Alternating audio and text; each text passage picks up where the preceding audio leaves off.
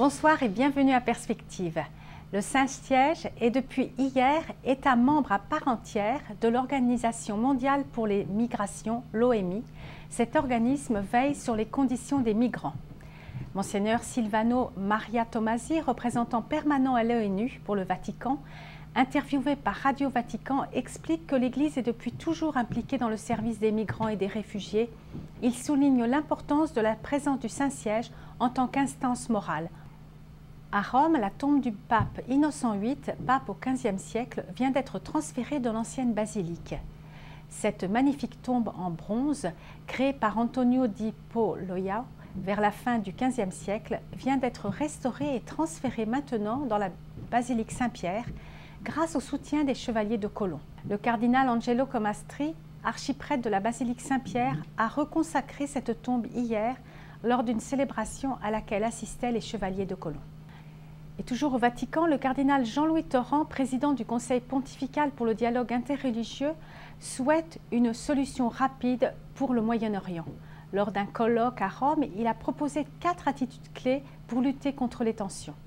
Le respect des personnes qui cherchent à scruter l'énigme de la condition humaine à la lumière de leur religion, le sens critique qui permet de choisir la vie ou la mort, le vrai ou le faux, le souci de la liberté qui se pose une conscience droite, une foi éclairée, l'acceptation de la pluralité qui nous incite à nous considérer différents mais égaux en dignité en refusant toutes les formes d'exclusion, en particulier celles invoquant une religion ou une conviction.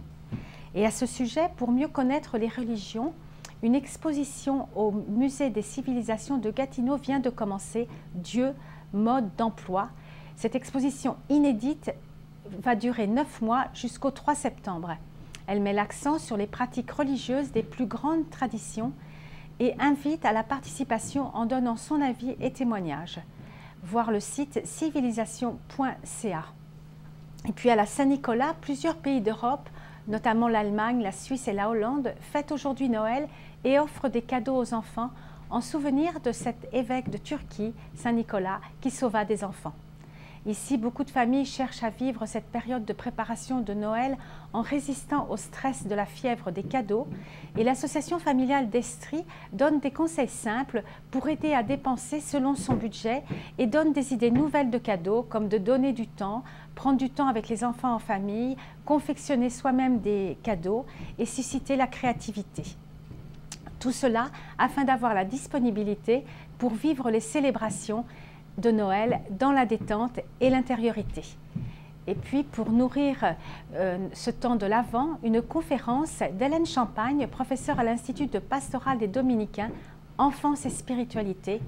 Que savons-nous de l'expérience spirituelle des enfants?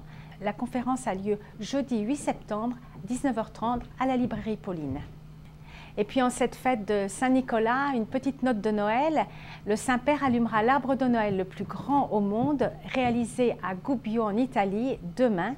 Une première, Benoît XVI utilisera un système électronique via Internet pour l'allumer à distance.